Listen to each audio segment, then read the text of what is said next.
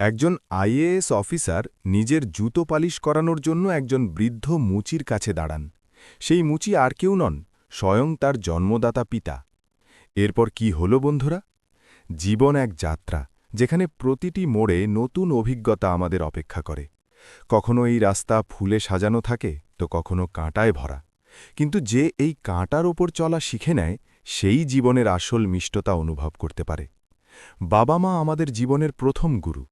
তাদের অভিজ্ঞতায় বছরের পর বছর তপস্যা আর সত্য লুকিয়ে থাকে। যে সন্তান তাদের কথা বুঝে নেয়, সে জীবনে কখনো পথ হারায় না।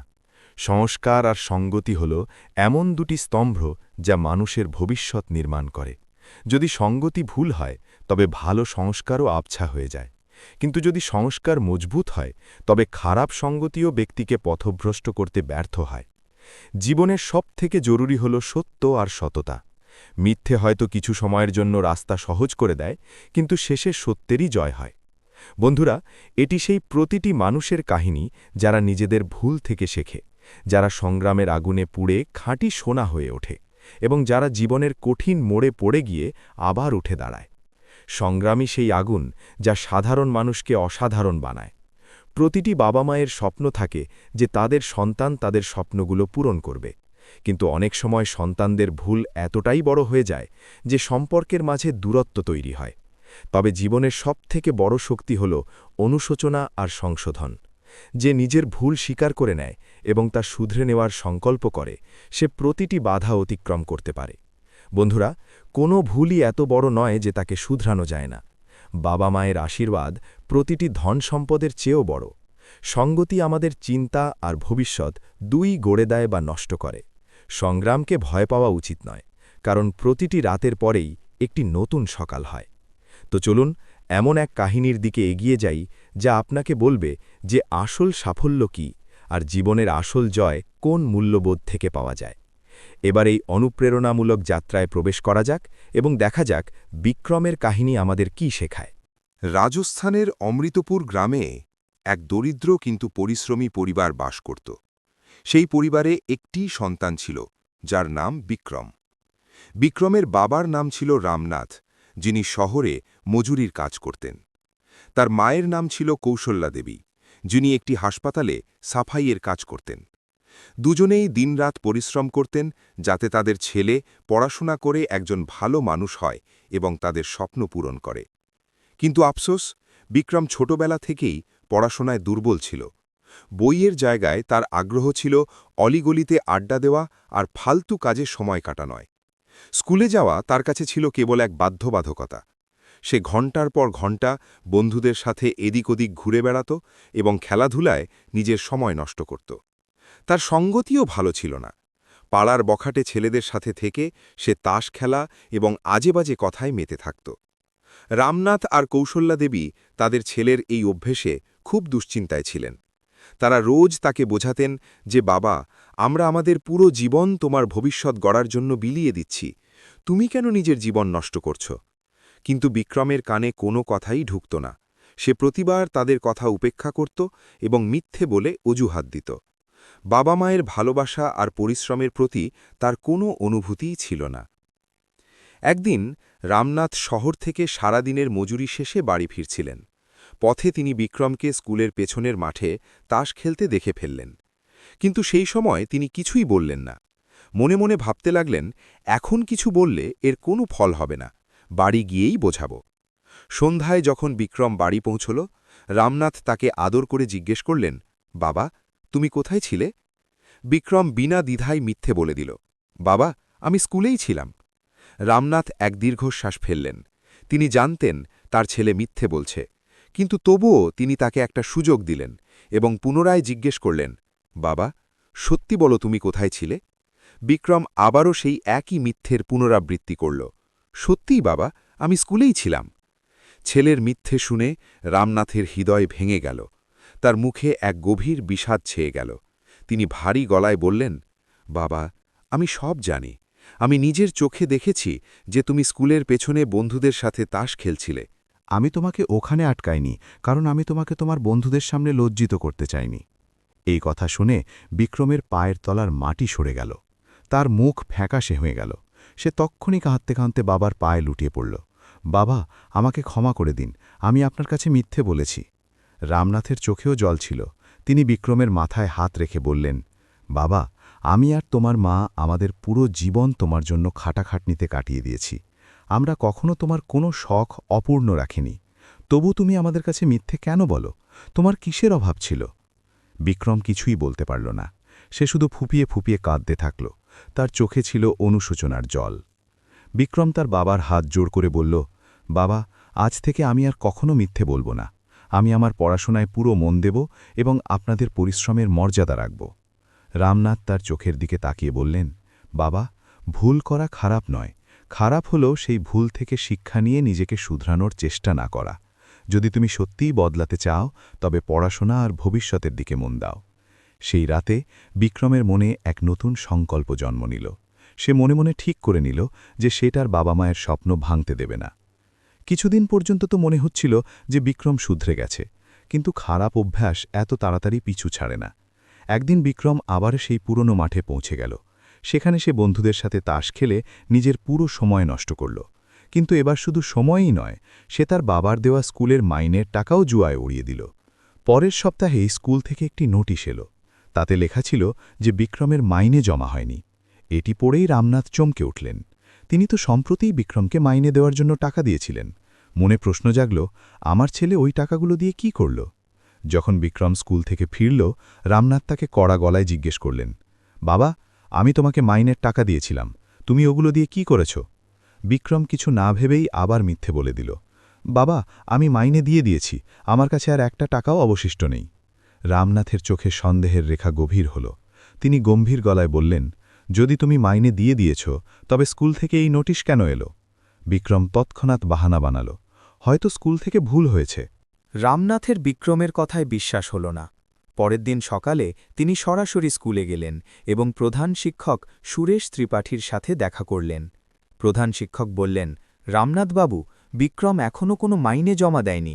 আরেকটি কথা, সে গত 1 সপ্তাহ ধরে স্কুলে আসছে না। এটি শুনেই রামনাথের রাগ আর দুঃখ দুই বেড়ে গেল। তার মাথায় অনেক প্রশ্ন ঘুরপাক খেতে লাগল। আমার ছেলে আসলে করছে কি? কোন পথে পা বাড়িয়েছে? পরের দিন যখন বিক্রম বাড়ি থেকে স্কুলের জন্য বের হল, রামনাথ নিঃশব্দে তার পিছু নিলেন। বিক্রম স্কুলের দিকে না গিয়ে সেই পুরনো মাঠেই পৌঁছে গেল, যেখানে সে তাস খেলত। এটি দেখে রামনাথের রক্ত টকবক করে উঠল। তিনি দ্রুত সামনে এগিয়ে গিয়ে বিক্রমকে তার অপকর্মের মাঝেই ধরে ফেললেন। বাড়ি নিয়ে এসে রামনাথ বিক্রমকে রাগে বললেন, তোমার এই কাজগুলো আর কতদিন চলবে? তুমি নিজের জীবন কেন ধ্বংস করছ? বিক্রম মাথা নিচু করে বলল, বাবা, আমার এই অভ্যেসে আসক্তি হয়ে গেছে, আমি চাইলেও এটি ছাড়তে পারছি না। বিক্রমের এই কথা শুনে রামনাথের ধৈর্যের বাঁধ ভেঙে গেল। তিনি রাগে বললেন, যদি তোমার এই আসক্তিই প্রিয় হয় আর আমাদের স্বপ্নের কোনো মূল্য না থাকে, তবে আজ থেকে তুমি আমার ছেলে নও। রাগ আর দুঃখে ভরা রামনাথ বিক্রমকে বাড়ি থেকে ধাক্কা দিয়ে বের করে দিয়ে বললেন, আজকের পর যদি তুমি এই বাড়ির চৌকাঠে পা রাখো, তবে আমার মরা মুখ দেখবে। এই দৃশ্য দেখে কৌশল্যা দেবীর চোখে জলের ধারা বয়ে গেল। তিনি কাঁদতে কাঁদতে বললেন, রামনাথ, আপনি এ কি করছেন? বিক্রম আমাদের একমাত্র সন্তান, বুড়ো বয়সে আমাদের ভরসা ওই হবে। রামনাথ ভারী মনে বললেন, কৌশল্যা, আমাদের এমন ছেলে চাই না যে আমাদের ঘাম ঝরানো উপার্জন নষ্ট করে আর আমাদের স্বপ্নকে ধুলোয় মিশিয়ে দেয়। এ যদি আমাদের স্বপ্নের মর্যাদা দিতে না পারে, তবে আমরা কেন এর পাশে দাঁড়াব? বিক্রম তার মায়ের পায়ে পড়ে ফুপিয়ে কাঁদতে লাগল, মা, বাবা, আমাকে ক্ষমা করে দাও, আমাকে আরও একটি সুযোগ দাও, আমি সব ঠিক করে দেব। কিন্তু এবার রামনাথের হৃদয় পাথরের মতো হয়ে গিয়েছিল। তিনি কঠোর স্বরে বললেন, এখন অনেক দেরি হয়ে গেছে বিক্রম, তুমি নিজের ভুলের গুরুত্ব তখন বুঝবে যখন জীবন তোমাকে শিক্ষা দেবে। বিক্রম চোখে জল নিয়ে ভারী পায়ে বাড়ি থেকে বেরিয়ে গেল। তার হৃদয়ে অনুশোচনা ছিল, কিন্তু তার সাথে ছিল এক ভয় যে এখন সে কোথায় যাবে। বন্ধুরা, একটা কথা মনে রাখবেন, খারাপ সঙ্গতি মানুষকে অন্ধকারের দিকে নিয়ে যায়। তাই বাবা মায়ের পরিশ্রম আর স্বপ্নের মর্যাদা দেওয়া উচিত। লোকে বলে প্রতিটি ভুলের পর দ্বিতীয় সুযোগ মেলে না। বাড়ি থেকে বের করে দেওয়ার পর মাত্র ১৫ বছরের বিক্রম একা আর অসহায়হীন ছিল। তার মন ভয় আর অনুশোচনায় ভরে ছিল। সে এক অজানা শহর মালনগরে পৌঁছল এবং সেখানে থাকার জন্যে সূর্যোদয় অনাথাশ্রমে আশ্রয় পেল। কিন্তু বিক্রম স্বপ্নেও ভাবেনি যে এখানকার জীবন এত কঠিন হবে। অনাথাশ্রমে তাকে শুধু খিদে আর দারিদ্র্যের সাথে লড়তে হয়নি, বরং অত্যাচার আর অপমানেরও সম্মুখীন হতে হল। আশ্রমের ম্যানেজার দীননাথ শর্মার স্বভাব ছিল অত্যন্ত কঠোর। ছোটখাটো বিষয়েই তিনি বাচ্চাদের মারধর করতেন। বিক্রমও তার রাগের শিকার হতো। এছাড়া সেখানকার বড় ছেলেরা বিক্রমকে উত্ত্যক্ত করত, তাকে অকারণে মারত আর ধমকাত। রাতের অন্ধকারে বিক্রম নিজের ভাঙা খাটিয়ায় শুয়ে প্রায়ই কাঁদত আর ভাবত, যদি আমি বাবা আর মায়ের কথা মানতাম, যদি পড়াশোনায় মন দিতাম আর খারাপ সঙ্গতি থেকে দূরে থাকতাম, তবে আজ আমাকে এই দিন দেখতে হতো না। কিন্তু কাঁদলে তো আর কিছু বদলাবে না। বিক্রম এখন বুঝতে পেরেছিল যে যদি তাকে নিজের জীবন বদলাতে হয়, তবে একটিই রাস্তা আছে, পড়াশোনা আর কঠোর পরিশ্রম। সে নিজেকে বলল, যদি আমি আমার ভাগ্য বদলাতে পারি, তবে তা শুধু আমার পরিশ্রম দিয়েই সম্ভব। অনাথাশ্রমে বিক্রম পড়াশোনা আবার শুরু করল। শুরুতে তার খুব সমস্যা হতো, কারণ সে ছোটবেলায় পড়াশোনাকে কখনো গুরুত্ব দেয়নি। কিন্তু এখন তার কাছে হার মানার কোনো বিকল্প ছিল না। সে দিন-রাত বইয়ের পাতায় মজে থাকত। তার পরিশ্রম সার্থক হল। যখন ১০ম শ্রেণীর ফল বেরোল, সে পুরো সূর্যোদয় অনাথাশ্রমে প্রথম স্থান অর্জন করল। এই খবর শুনে আশ্রমের সব বাচ্চা তার কাছে এলো আর বলল, বিক্রম, তুমি সত্যিই কামাল করে দিয়েছ, তুমি আমাদের অনুপ্রেরণা।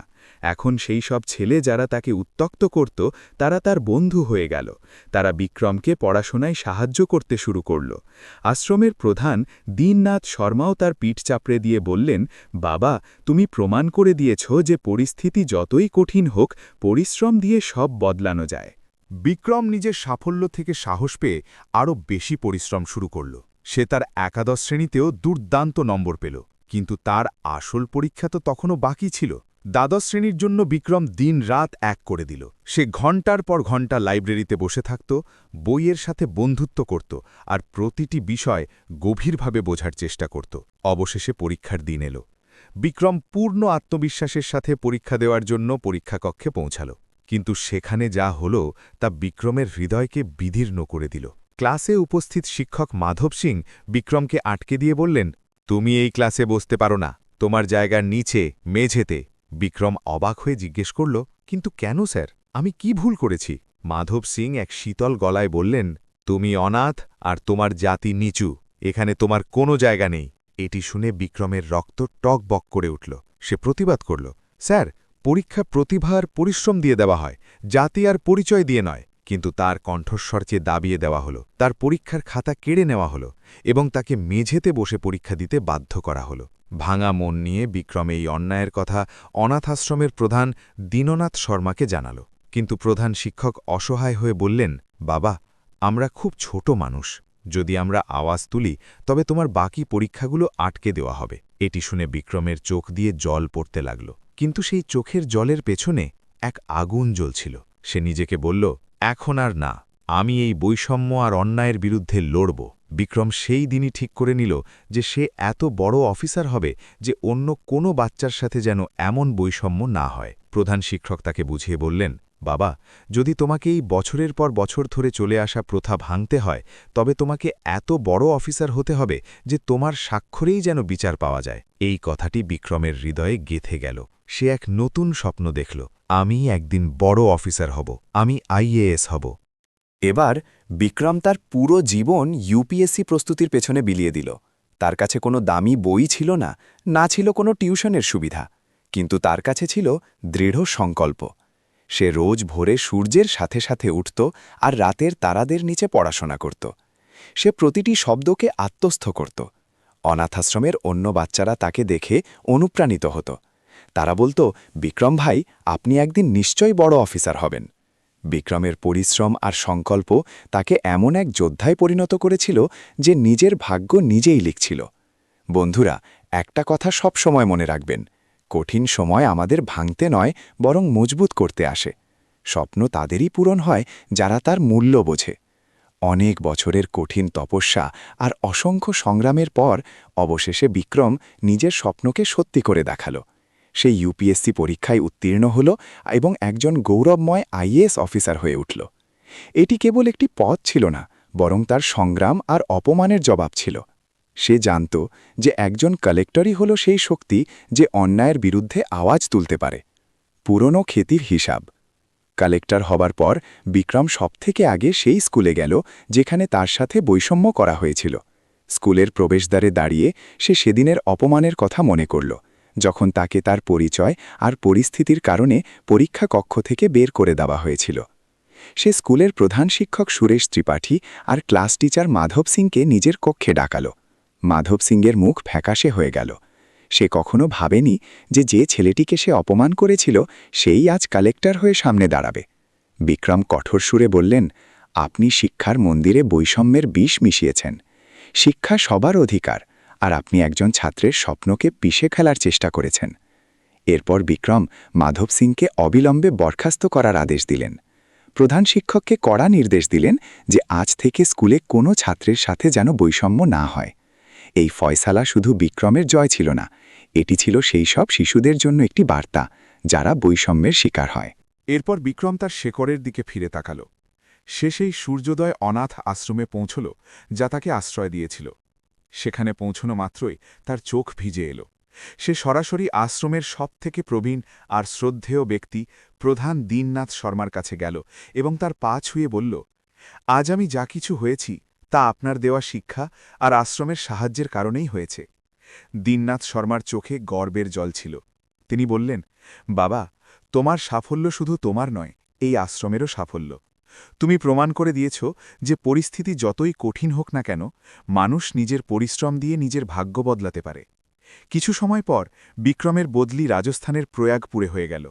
কাকতালীয়ভাবে প্রয়াগপুর সেই শহর ছিল যা তার বাবা মায়ের বাড়ির কাছে ছিল। একদিন কোনো সরকারি কাজের সূত্রে তাকে তার পুরনো শহর মালবনগরে যেতে হল। অনেক বছর পর সে সেই শহরে ছিল যেখানে তার স্মৃতি আর তার বাবা মায়ের ছায়া মিশেছিল। প্রথম সুযোগেই সে তার পুরনো বাড়িতে গেল, কিন্তু সেখানে এখন অচেনা লোকজন থাকত। সে দরজায় কড়া নাড়ল আর নতুন বাড়িওয়ালার কাছে জিজ্ঞেস করল, এই বাড়িটি আপনি কার কাছ থেকে কিনেছিলেন? তাদের সম্পর্কে কি আপনার কিছু জানা আছে? বাড়িওয়ালা উত্তর দিলেন, এই বাড়িটি আমরা 5 বছর আগে কিনেছিলাম।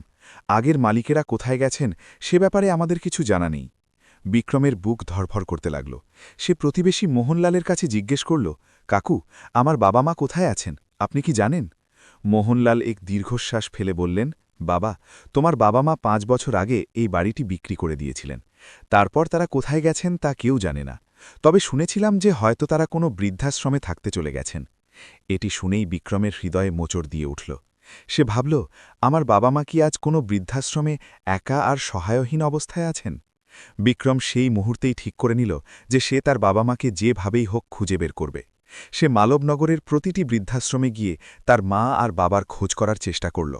সে স্নেহধাম, আশাপুরা বৃদ্ধাশ্রম, প্রভাত নিকেতনের মতো সব আশ্রমে গেল, কিন্তু কোথাও কোনো খবর পাওয়া গেল না। সে দিন-রাত তাদের খোঁজে হন্যে হয়ে ঘুরে বেড়াল। তার মুখে ক্লান্তি ছিল, কিন্তু চোখে ছিল আশার প্রদীপ। সে পুরো 1 সপ্তাহ ধরে না থেমে মালবননগরের প্রতিটি গলি উপগলিতে তার বাবা মায়ের খোঁজ চালাল, কিন্তু তার প্রতিটি প্রচেষ্টা ব্যর্থ হল। সপ্তাহের পর সপ্তাহ খোঁজাখুঁজির পরেও যখন কোনো সূত্র পাওয়া গেল না, তখন একদিন সে হতাশ হয়ে নিজের গাড়িতে বসল এবং প্রয়াগপুরে ফিরে যাবার জন্য রওনা দিল।